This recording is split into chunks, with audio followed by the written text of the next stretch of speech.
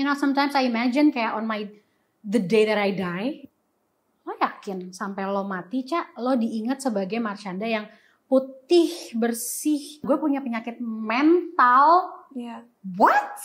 Selama 4 tahunan, I never wanna hear, gak mau tahu apapun soal bipolar itu apa. I was so eager to heal that it damages something in my brain wiring.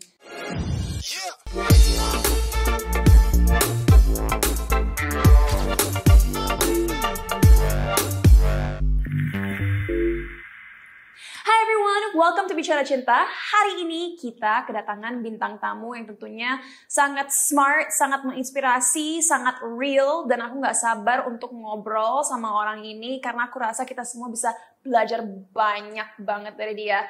Who is it? Marshanda. Hi.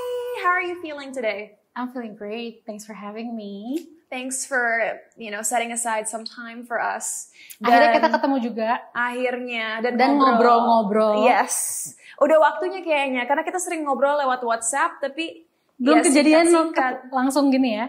Iya. Dan, I feel so honored to have you here. Karena sekarang aja aku bisa ngelihat di balik segala kesulitan, obstacles yang Marshanda lalui, you can still smile.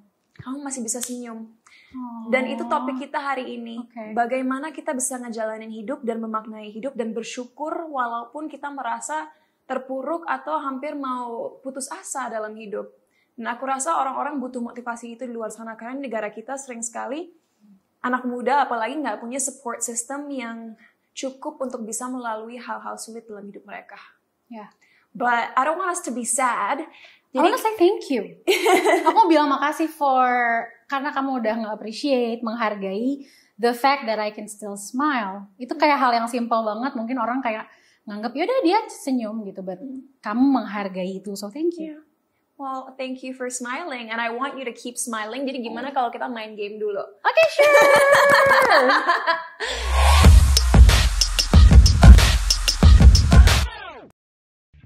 Kembali di Panik 5 Detik. Marshanda, do you do well under pressure? I do very well under pressure. Oke, kalau gitu let's get started. Pertanyaan pertama buat Marshanda. Marshanda, dalam 5 detik, kasih tahu 3 hal yang dilakuin sebelum masuk studio di bioskop. Beli popcorn, pipis, beli air putih.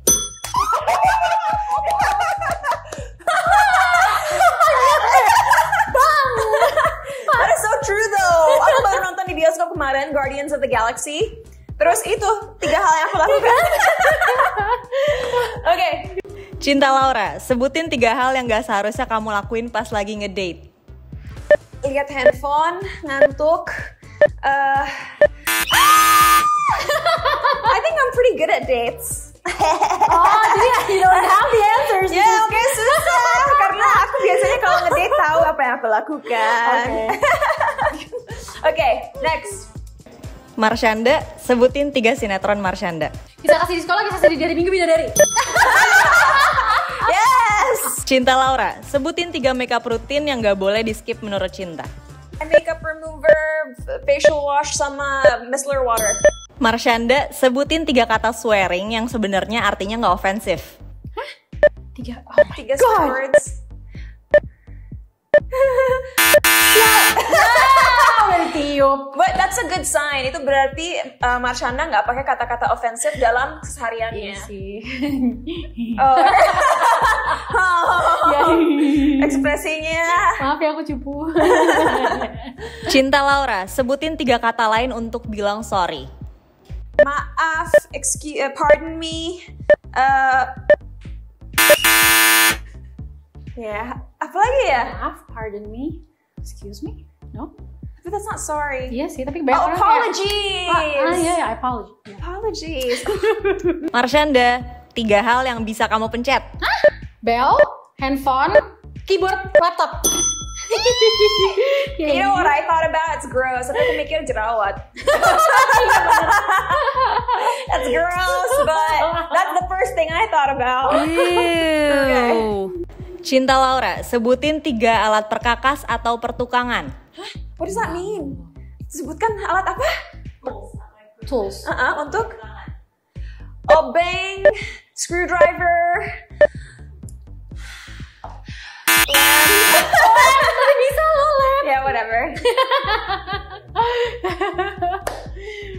Oke, last one buat Marshanda. Sebutin 3 hal yang bisa bikin diare. Pedes, maksudnya cabe, nggak makan-makan, sama makan kebanyakan.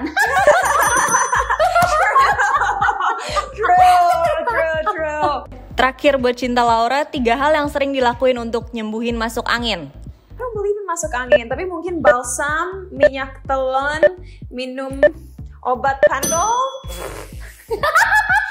I don't believe in masuk angin, so like I don't know. Honestly, nggak tahu. Kayaknya itu penyakit. Gak enak badan aja ya? Iya.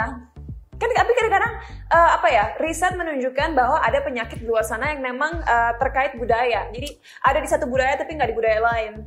So I personally don't know what masuk angin is because I don't believe it. Iya. Sama aku juga nggak percaya sama satu hal. Apa? Yang cuma ada di budaya nggak tahu Indonesia atau Asia ya. Latah.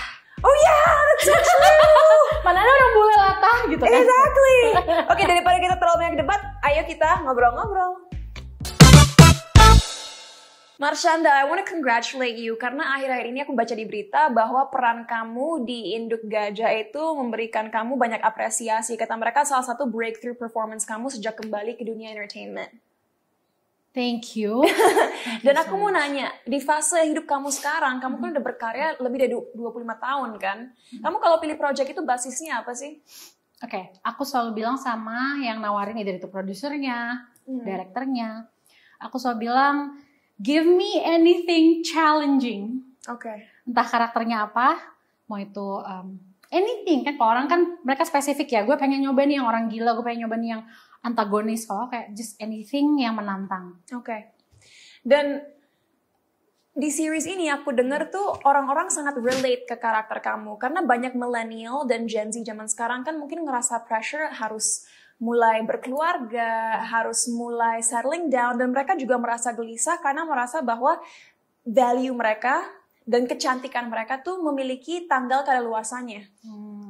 Kalau buat Marshanda sendiri, bagaimana Marshanda melihat value diri sebagai perempuan dan apakah Marshanda terpaku dengan ya timeline yang ada di masyarakat kita?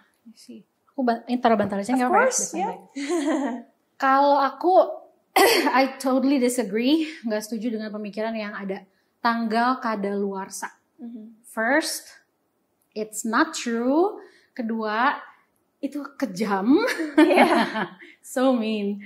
Terus ketiga, kalau aku pernah dibilangin gini, Caca kan sekarang, now I'm 34, hampir. Terus waktu itu pernah pas aku 30, aku dikasih tahu sama orang deket aku, ini ada pasangan kamu yang sekarang at that time, itu baik. Jadi kamu mendingan usahain supaya kamu tuh serius sama dia dan go to the next stage. Nikah. Terus gitu aku kayak, ya kita masih mau jalanin aja sih gitu. And then dia bilang kayak gini, soalnya cewek itu kalau udah umur 35-an ke atas itu udah susah.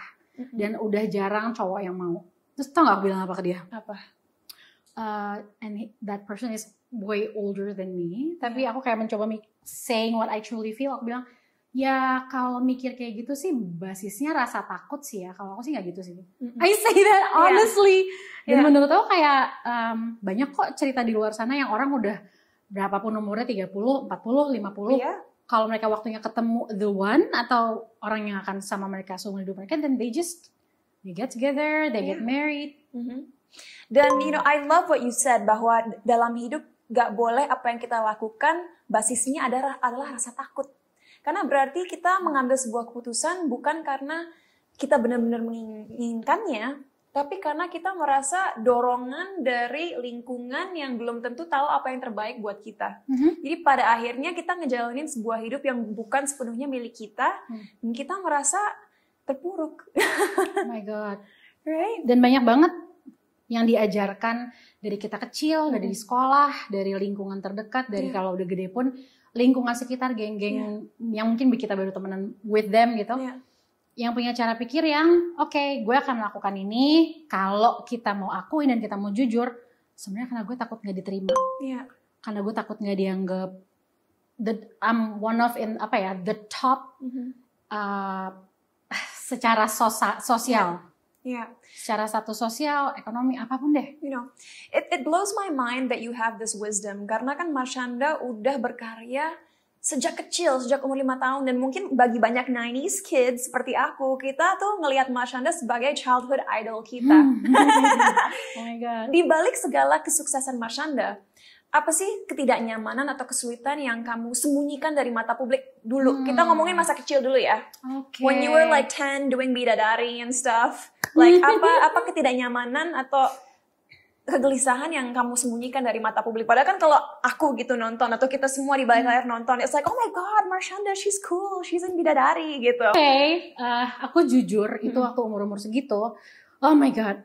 First, aku nggak pernah tahu bahwa Bidadari atau Lala itu adalah sinetron yang ditonton banyak orang. I never knew that. I never knew. Nobody has ever told me kayak ini tuh something yang bagus loh, Cak. This is something that good and big that is going on in your career. Satu itu. Kedua, aku tuh minderan banget.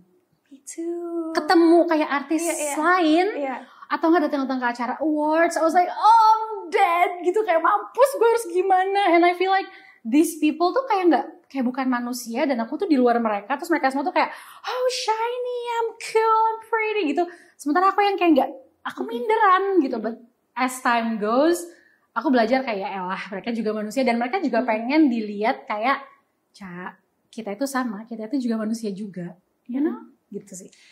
Dari usia segitu, let's say 10 sampai 13, Caca udah mulai ngerasain nggak sih, okay, you know what, I think ada sebuah discomfort dalam diri aku yang menghambat perkembangan aku, you know, sebagai individu. Kenapa aku nanya ini? Karena sebenarnya aku mau pelan-pelan menuju pembicaraan soal mental health. Banyak orang-orang di masyarakat kita karena kurang diedukasi soal topik ini, mereka nggak sadar bahwa masalah dengan kesehatan mental ada berbagai faktornya, bisa genetik, bisa lingkungan, bisa insiden traumatis, bisa hormon, bisa sebuah aktivasi neurologis yang tiba-tiba nggak berfungsi dengan benar. When did you realize in your life there was something internally wrong? Dan apa yang kamu rasain pada saat itu? Aku ngerasa it started from when I was so young.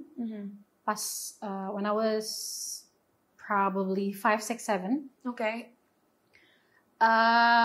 Yang aku rasain tuh gini, awalnya aku berpikir, oh my God, my life is hard gitu. That's what I thought. Karena at that moment, mama papa aku baru bercerai, and then at school aku dibully. Yeah.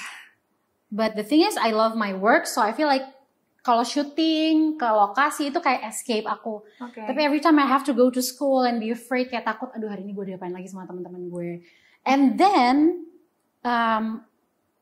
sambil aku bertambah dewasa gitu, aku menyadari bahwa yang menarik adalah wow, itu tuh jadi masalah besar banget. Apapun itu ya, mental issue itu.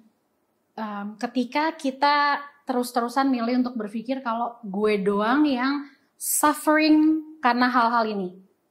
Ternyata di luar sana banyak loh yang ngalamin bullying, banyak loh yang orang tuanya bercerai, malah mungkin di abuse sama orang sekitar, orang terdekat, you know. Nah, ketika that's one thing that helps me secara mental. Iya.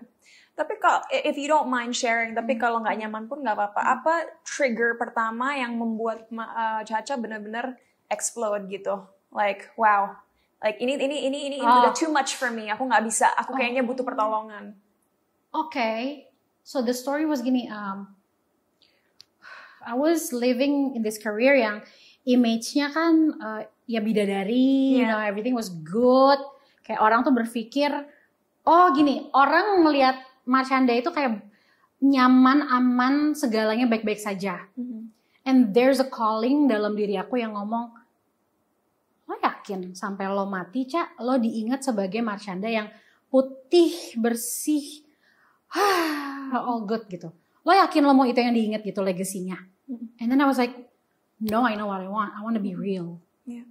I want to tell people that I have problems. Yeah. That's why I made that video yang aku ngomong aku dibully lah, terus gitu aku tell about my parents' issues dan be open bahkan about my mental health issues. Because ternyata aku sadar goal aku, you know, sometimes I imagine kayak on the day that I die, terus kalau misalnya ada yang ngomong soal aku, ngasih speech atau kayak mengenang aku, apa sih kira-kira yang bakal keluar dari mulut mereka? And I want it to be something yang Caca dengan menjadi diri dia yang real, dia nyentuh hati gue dan dia ngerubah hidup gue. Iya. Indonesia masih banyak orang yang nggak trust dengan psikolog dan psikiater karena mereka merasa mereka pun walaupun seorang profesional ngejudge pasien mereka sendiri, empatinya masih kurang. Have you ever had bad experiences dengan seorang mental health professional? Yang pertama pasti aku cari pertolongan. It's not enough to just share. Yeah. Aku harus cari pertolongan dan aku cari pertolongan ke banyak banget orang, Cin. From time to time itu orangnya bisa ganti-ganti. From dari konselor aja yang bukan psikiater. Kalau psikiater kan berwenang ngasih obat, konselor atau psikolog aja mereka nggak berwenang ngasih obat kan. Nah terus ke psikolog juga, ke psikiater juga, ke healer, anything, life coach gitu-gitu. And bener sih, aku kan bikin kayak peer support group untuk orang-orang dengan mental health issues. Dan banyak dari mereka, mereka tuh yang menceritakan, kira ya gue ngomong sama psikiater ini, and I feel judged, and I wish, gue berharap kayak setengah jam terakhir gue masih di ruangan dia, gue tuh udah pulang aja, gue udah males, karena gue pertama, gue pengen didengar, kedua, gue pengen diterima, that I am broken. And hello psikiater atau psikolog atau siapapun, you might be broken too. Cuman lo gak ngomong aja, you know? So, itu sesuatu yang aku rasa penting banget sih, karena everybody needs help. Gak usah sampai ke mental health issue deh, sekedar stres di pekerjaan aja, kita butuh bantuan, butuh didengar, butuh dimengerti. Dan satu hal yang aku ingin ingetin ke penonton Bicara Cinta, semua orang tuh memiliki batasan mereka sendiri atau threshold sendiri. Mungkin buat Mak Shanda kalau mengalami suatu trigger itu bakal biasa-biasa aja, tapi trigger yang sama mungkin akan membuat aku histeris. We never know. Setiap orang punya persepsi berbeda dalam hidup, punya threshold atau batasan yang berbeda juga. Jadi jangan pernah meremehkan masalah orang lain, karena sesuatu yang biasa-biasa aja buat kamu mungkin adalah sesuatu yang benar-benar fatal buat orang lain. But you know, something that I find amazing but scary as well, saat Mak Shanda dulu akhirnya memberitahukan ke publik bahwa kamu memiliki bipolar disorder. Dan pada saat itu aku ingat, this was like 2010s or something. Orang-orang tuh di sini orang awam ya, benar-benar nggak ngerti bipolar disorder itu apa. Mereka, I'm sorry to say, mungkin banyak berpikir, oh berarti gila ya. When that's not what it means at all. Bipolar disorder adalah kondisi di mana seorang bisa merasakan episode-episode di mana mereka bahagia banget, tapi tiba-tiba the reverse could happen. Tiba-tiba mereka ngerasa down banget. Right?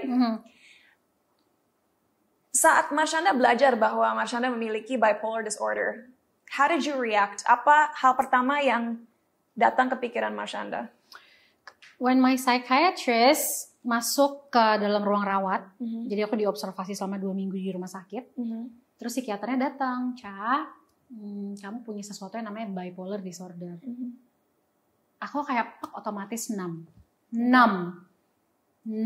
don't want to know what it is.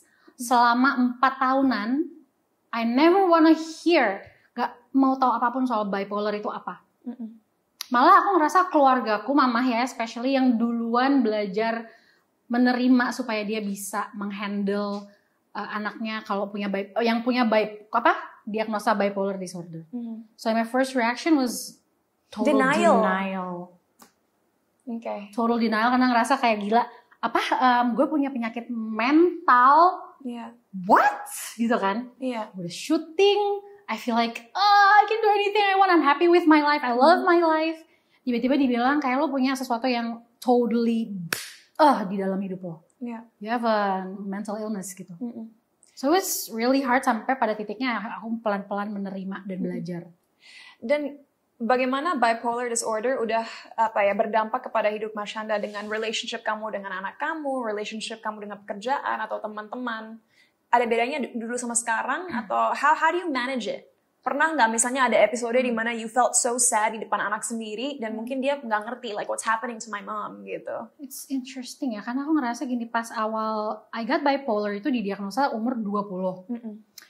Dan itu sebenarnya tuh akumulasi dari bertahun-tahun, aku tidurnya sedikit, I have so much stressor tuh banyak banget, dari personal life, dari pekerjaan dan lain-lain, dan I was actually lagi rutin ketemu counselor for 6 months, 2 kali seminggu.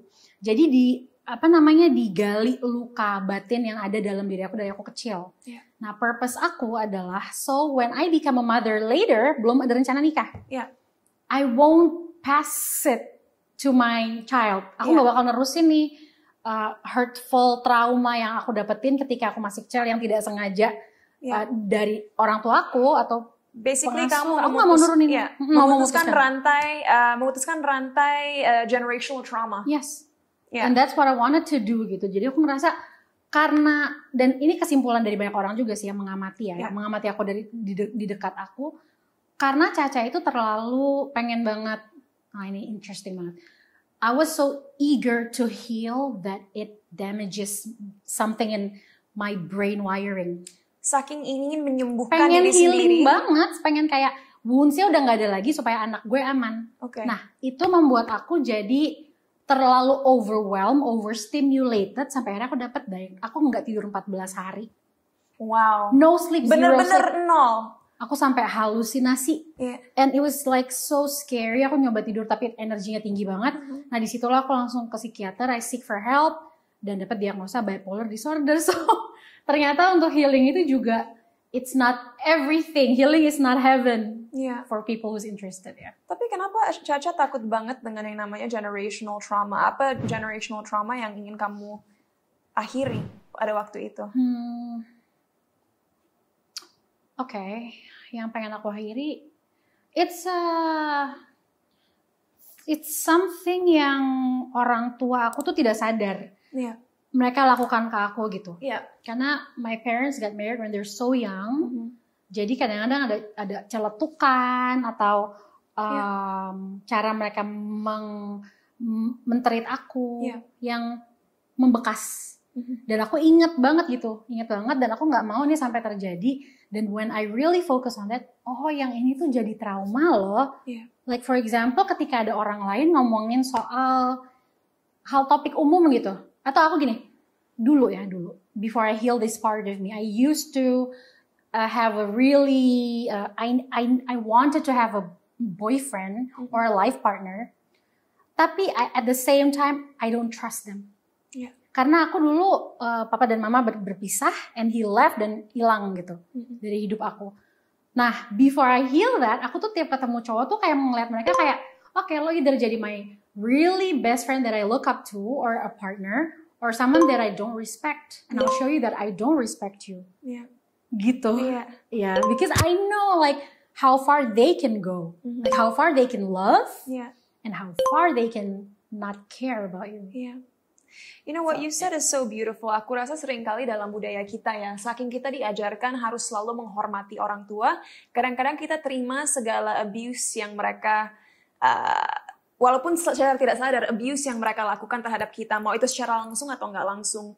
Makanya advice aku untuk teman-teman bicara cinta di luar sana, cara terbaik adalah bukan dengan kita nggak menghormati orang tua atau ngelunjak, tapi cara terbaik adalah kita benar-benar mengembangkan intelligence emosional kita agar kita bisa mengerti kenapa sih orang tua kita dulu kayak gini dan apa dampaknya terhadap aku. Bagaimana aku bisa memutuskan rantai ini dan membuat diri aku sadar, okay, hopefully aku bisa nggak seperti orang tua aku agar anak aku nggak memiliki trauma ini juga.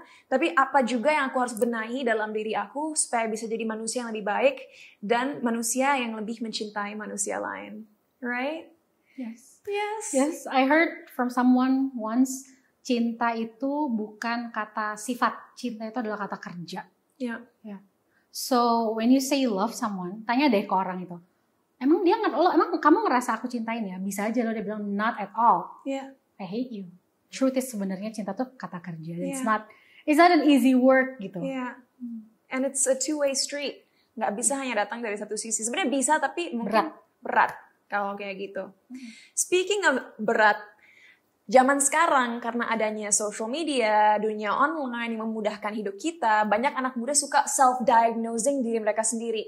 Kalau mereka mengalami suatu hal yang sulit, mereka langsung online, ini apa ya? Oh no, ternyata aku depresi.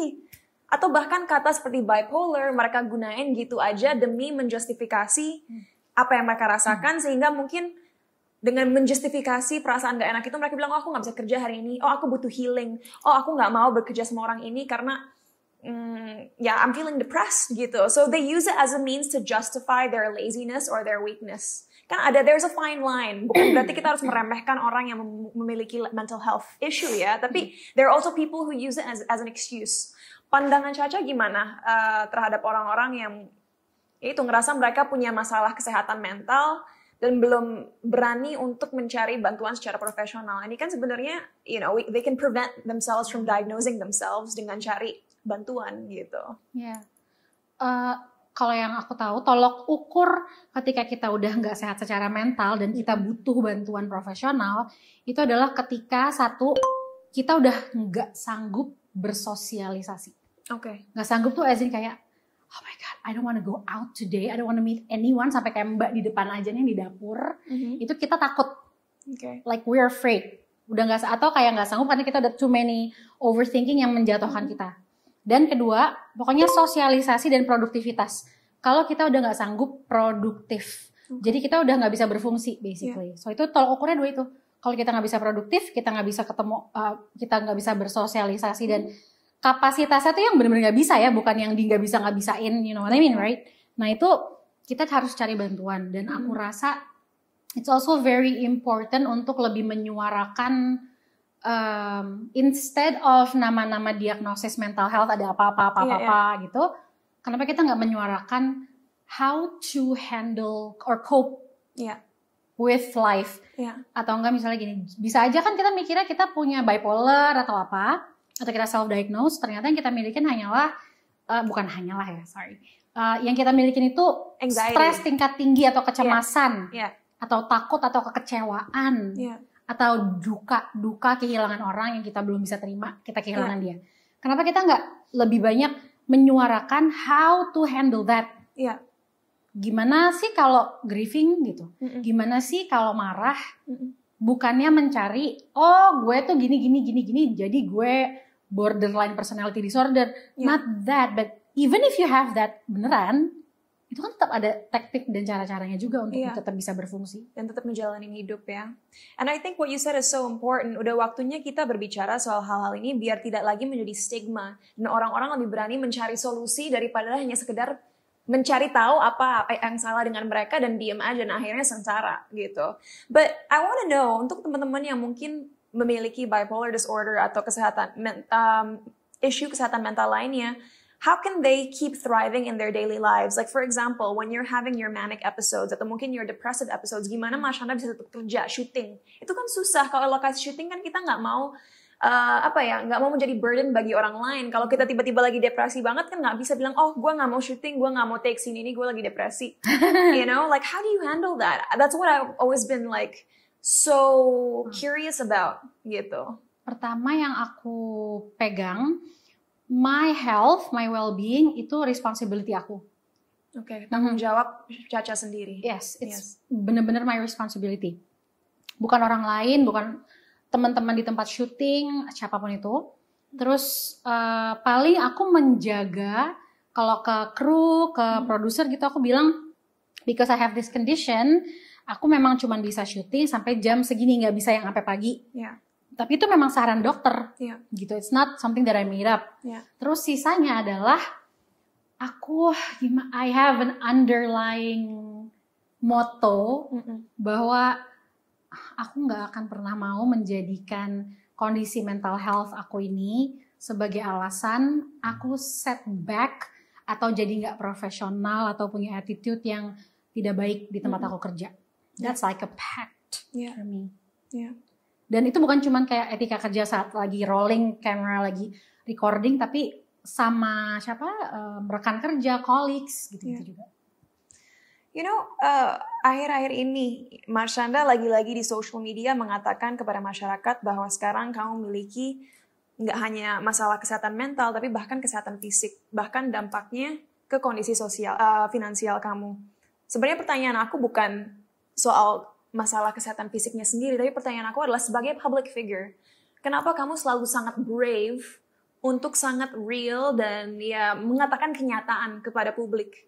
Apakah kamu nggak takut, kalau aku ngasih tahu kondisi aku yang sebenarnya, nanti orang nganggap aku lemah, atau nanti aku nggak dapet job lagi. Why don't you have these fears? Why are you so honest? What makes you brave to be honest? Gitu.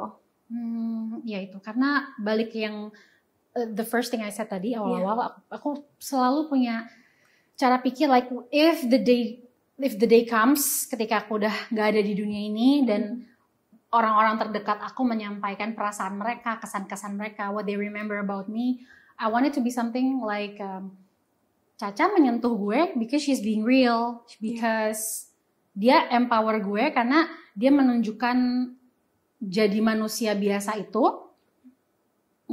termasuk menjadi ketika hebat, termasuk menjadi ketika bersinar, tapi juga termasuk menjadi ketika lagi dalam kegelapan. Dan I have a hope dengan aku share video kayak gitu and be this person yang kayak gitu sifatnya, orang juga jadi nggak punya angan-angan supaya gue juga maunya perfect dan baik-baik terus aja, karena itu yang harusnya kita cita-citakan. That's not healthy. Karena ketika kita lagi di titik rendah, kita akan melihat itu sebagai hal yang harusnya kita hindarin, hal yang sial, kayak aduh dia tuh sial banget ya ngalamin gini-gini terus. Everybody ngalamin yang titik terendah dalam hidupnya, nggak ada siapapun yang nggak ngalamin itu. So mungkin yang mau aku sampaikan adalah ayo kita normalisasikan being a human. Dan aku mau berterima kasih atas keberaniannya Caca, karena di masa di negara kita di mana content creators hanya suka mamer rumah besar mereka, mobil baru mereka, keuangan mereka, ada orang-orang seperti Caca yang berani ngomong sejujurnya bahwa kenyataannya sukses apapun kita, seterkenal apapun kita, menjadi manusia itu sulit, you know? And that takes a lot of bravery, and I hope that we can have more Cacas in this country, in this world, because that's what the world needs right now. What would you say is one of your biggest fears right now? My biggest fear, ketakutan terbesar aku adalah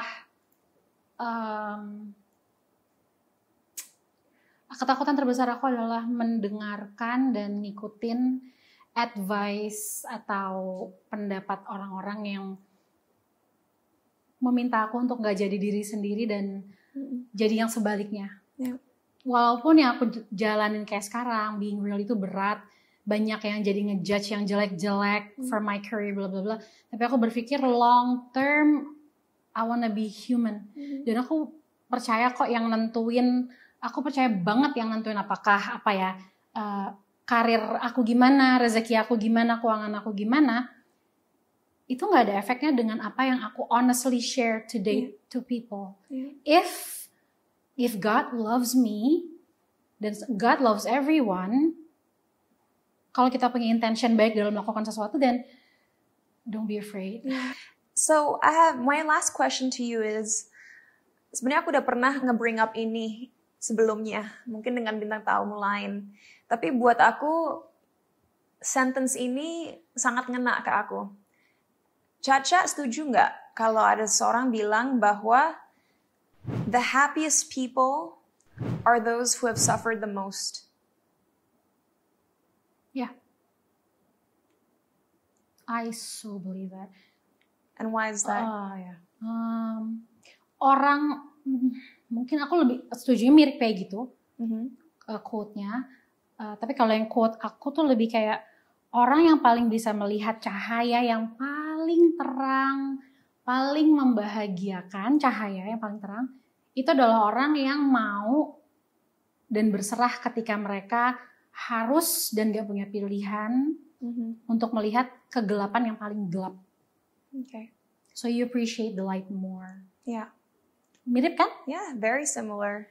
Dan aku rasa aku setuju dengan phrase ini karena orang yang udah pernah merasakan rasa sakit yang mendalam juga biasanya menyadari bahwa hal tersebut adalah suatu hal yang temporary.